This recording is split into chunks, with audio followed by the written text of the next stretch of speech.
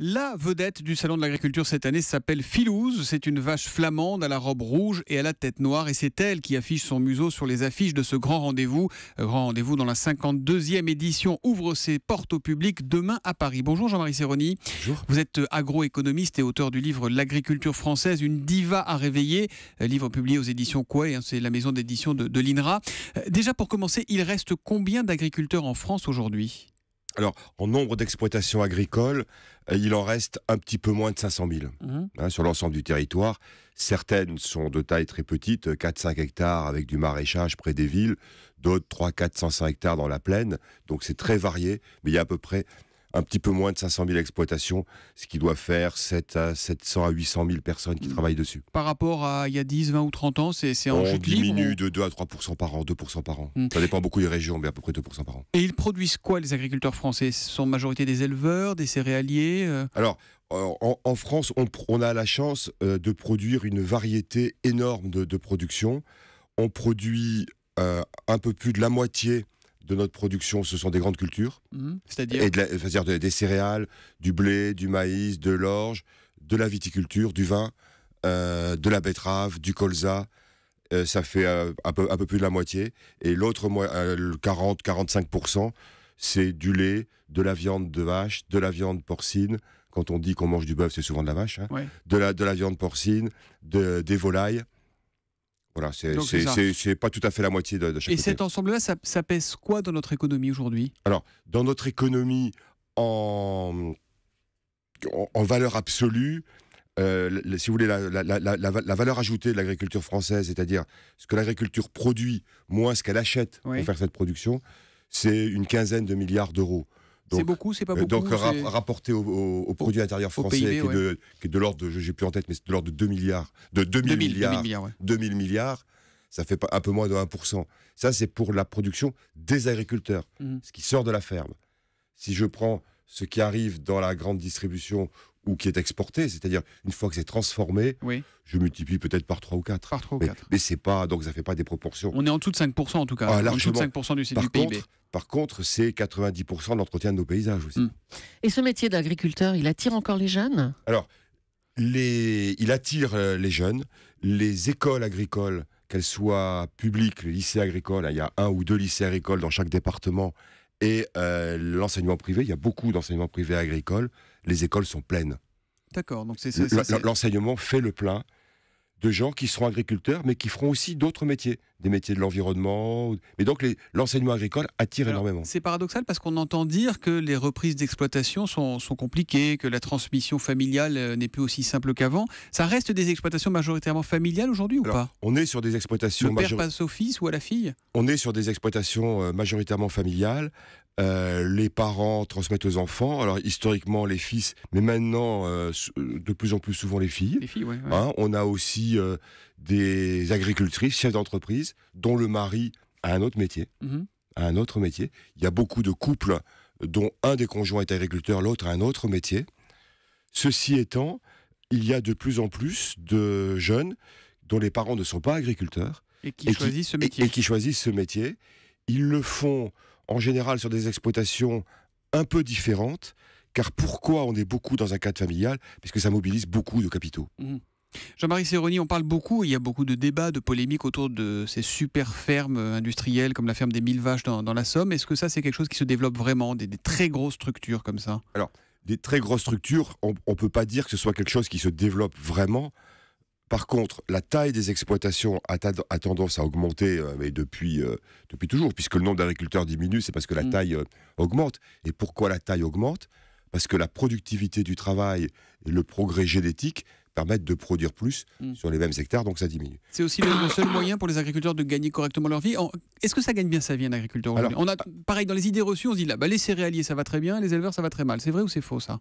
Alors, il y a des éleveurs qui vont pas bien, il y a des céréaliers qui vont très bien, il y a des éleveurs qui gagnent bien leur vie, et il y a des céréaliers qui gagnent pas leur vie. Donc, les revenus agricoles, comme les revenus du français, sont très variés, mais en gros, l'essentiel, on va se situer entre 1 et 2 SMIC par 1 et 2 unité. SMIC, ça c'est le C'est revenu très- moyen. Les spécialistes vont me dire, ils racontent n'importe quoi, c'est très schématique. Oui, oui. Hein, mais c'est à peu près ça. En tout cas, Un ça veut dire que éleveur- c'est énormément de travail pour un revenu qui n'est pas énorme. Alors, et pour des capitaux engagés qui sont importants, parce que quand je dis que c'est deux fois le SMIC, hein, ça veut donc un peu plus de 30 000 euros, mais ça 3 000 rémunère. euros. 3 000 euros. Ah, Non, ouais, par an, je raisonne par an. ouais. Ça veut dire que si j'ai rémunéré le travail, mais tout le capital que j'ai engagé. Mm.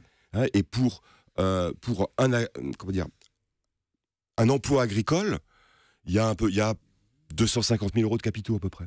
D'accord. Ils ont le moral, les agriculteurs? Alors tout dépend quand vous leur en parlez et dans quel cadre. S'ils viennent sur votre antenne, ils n'ont pas le moral. Ouais. Ceux qui parlent. Quand vous discutez avec eux individuellement, on a des gens qui ont le moral et d'autres qui sont complètement perdus. Pourquoi? Il y a beaucoup de suicides chez les Parce- agriculteurs. Toujours. Ça a toujours été. Ça a toujours été Alors, ça. ça n'excuse pas. Mm. Hein. Parce que alors avant on n'en parlait pas. Je suis pas sûr qu'il y en ait plus. Mais Mm. avant on n'en parlait pas. Pourquoi? Parce qu'il y a beaucoup d'agriculteurs malheureusement qui sont seuls. Alors, ils sont isolés. Et en plus, certains sont seuls. Et pourquoi il y a ces problèmes de morale? Parce qu'il y a des agriculteurs qui s'en sortent très bien, d'autres qui n'arrivent plus à s'en sortir, parce que le métier devient beaucoup plus difficile qu'avant. Et en même temps, les Français aiment leurs agriculteurs. 700 000 visiteurs l'an dernier, 1% de la population française qui est allée au Salon de l'Agriculture l'an dernier. Ça va encore être un gros succès cette année. On a une question de Naïma sur Europe1.fr. On dit souvent que sans les aides de l'Europe, notre agriculture serait morte. Est-ce que c'est vrai ça? Est-ce qu'on a une agriculture sous perfusion? Alors, si vous voulez, la valeur, le chiffre d'affaires de l'agriculture, excusez-moi, le chiffre d'affaires de l'agriculture française, c'est pas tout à fait 80 milliards d'euros. Mhm. Les aides de la PAC, c'est 9 milliards d'euros. 80 milliards de chiffre d'affaires, 9 milliards d'aides. Voilà. Donc ça fait à peu près 10% du chiffre d'affaires. Ce qui est quand même beaucoup. Donc c'est à la fois beaucoup, mais donc ça fait pas tout à fait 20 000 euros par exploitation agricole. Mais à côté de ça, qu'est-ce qu'on a? On a une des alimentations les plus sûres au monde, en termes de sécurité sanitaire. Vous n'entendez plus parler d'accidents sanitaires. Ou quand vous entendez parler, c'est une fois tous les 10 ans et il y a un cas et on en fait. Donc on a l'alimentation, une des plus sûres au monde, et je ne parle pas bien sûr de l'aspect qualitatif, on est très fiers de notre gastronomie, donc ça provient au départ de l'agriculture. Oui. Et d'autre part, on n'est pas pour rien, la première destination touristique au monde, c'est bien sûr la Tour Eiffel et Versailles, mais c'est aussi le bocage, c'est aussi la campagne française, et ça, c'est le travail des agriculteurs.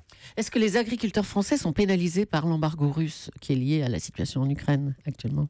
Alors, l'embargo russe, bien sûr, il a un peu perturbé les marchés, mais vous remarquez qu'en matière agricole, on en a beaucoup parlé à l'automne, oui. On n'en parle plus aujourd'hui, parce que c'est beaucoup moins. En fait, ça a eu un impact très faible.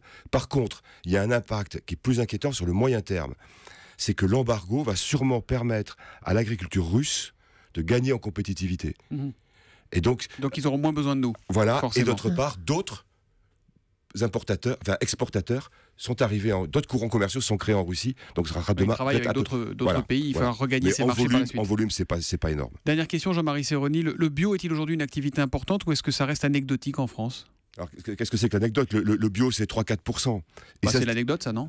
3-4% sur 100 Oui, mais ça se développe régulièrement. Je lisais, vous l'avez peut-être vu, hier ou avant-hier, l'agence bio a sorti son rapport. Il y a 9 Français sur 10 qui ont consommé un peu de bio, ce qui aurait été inenvisageable il y a 15 ans.